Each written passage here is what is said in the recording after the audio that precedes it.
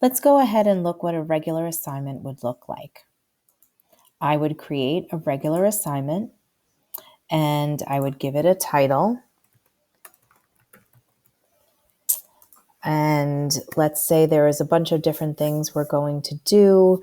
So I would say, let's get to know each other. I would want this to the whole club. I would want this to all the students. It doesn't need to be 100 points. I can keep it ungraded. Maybe I do want 10 points out of this. I would choose my calendar date for some date in the future. So I would say Wednesday the 11th. You actually have the time that you can choose here. That is completely up to you. You don't have to have a topic, but if you want to, what are some topics that you could put? Well, if you're teaching a theme like a unit, you could put unit 1, unit 2. You could put, for me, I could put the house, I could put family, I could put travel. You could also put the week that you're posting it. So it's however you would want to organize your assignments. For some, we kept it as a digital notebook of sorts. So really, it's however you would break it down, whatever kind of titles you would want to give. Now, setting up a rubric would be time consuming, and there's an art to making a rubric. But if you have a rubric that's on paper that you would simply want to transfer to a digital rubric that's attached to this, it's very user friendly here. So you would simply fill in the text fields as you would see fit, and then you would add another criteria and so forth. And you would be able to assign a grade using this rubric.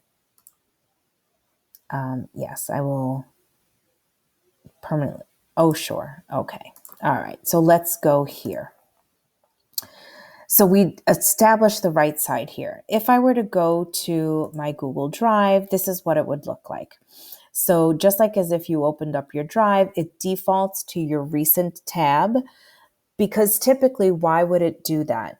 It would do that because maybe you're saying, oh, let me create something for period 4. So you go, you create whatever you do for period 4, and then you're going to want to upload it. So this is my belief as to why they default to your recent tab.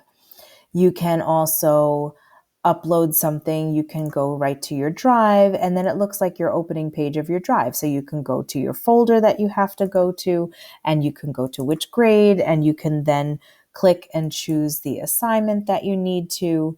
Again, I'm picking very random things. So that's what it looks like when you post something from Google Drive. Now, here's different options that the kids have. The students can only see it if you pick students can view file. They cannot interact with it. They cannot change anything. It's not editable. I can also say students can edit the file. This, however, you have to make sure you understand that all the students will be editing the one same file. So all hands in the pot, they would be changing and interacting with the one document. If you choose make a copy for each student, then each student would have their own copy, and then whatever interaction they have, it would be on their own copy. So they wouldn't be interacting with anyone else's copy. If I want to upload something from my computer, means it would be in my hard drive right here. I might want to take that screenshot that I had because I want to show the kids something. So if I show them this, you'll get that. And then students can view it. I don't need them to do anything with a screenshot. Okay. If I want to add a link, I might want to give them I don't know. Let's give them I don't know what to give them.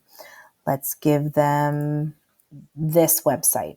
So then what I would do is I would Control C, and then I would Control V, and I would add this link.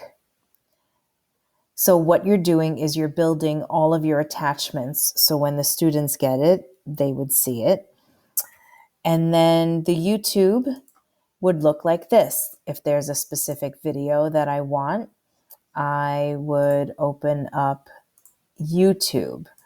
Now, yes, did it open it right here? Yes, it did. But rather than searching, because you might be saying, oh, what's the name of that video? I saved it in my playlist. You know what? Why spend the time thinking and searching, trying to remember what you used to search it originally? Why don't you just open YouTube? Why don't you go to one of your playlists? Why don't you find what you need exactly? Okay, let's go. Find what you need exactly. Click on that video. The address is up here. You're going to Control C for copy. And then what you're going to do is you're going to do Control V here for paste. You're going to click search. Then there's no need to have to scroll through a whole list of videos to see which one it exactly was that you wanted. And then you would go ahead and select this and add it. So now you have, it won't let me scroll. Let me move this out of the way for you. Okay, so now you have whether a slides, a docs, it could be a Google sheet. I uploaded a screenshot. This was a website I want them to visit, and this is a video that they want. If you don't know where you want it from, but you know you want to add something, you can add specifically by the document name if you wanted to add something here. Okay, so they really make it versatile on what you would want to do. So on the receiving end, as a student, if you would assign it, you would see something, as I've shown in other videos, that it will post under the assignment tab, and then the kids would open it up and they would see something very similar. Obviously, they wouldn't see all the details on the right, but they would see everything that's attached to the assignment. I guess my Wi-Fi is going to sleep, so that's okay. They would just click on the assignment tab. And if in the settings you set it where if you made an announcement, if you made it a classwork assignment, it would post it right here if that's what you wanted.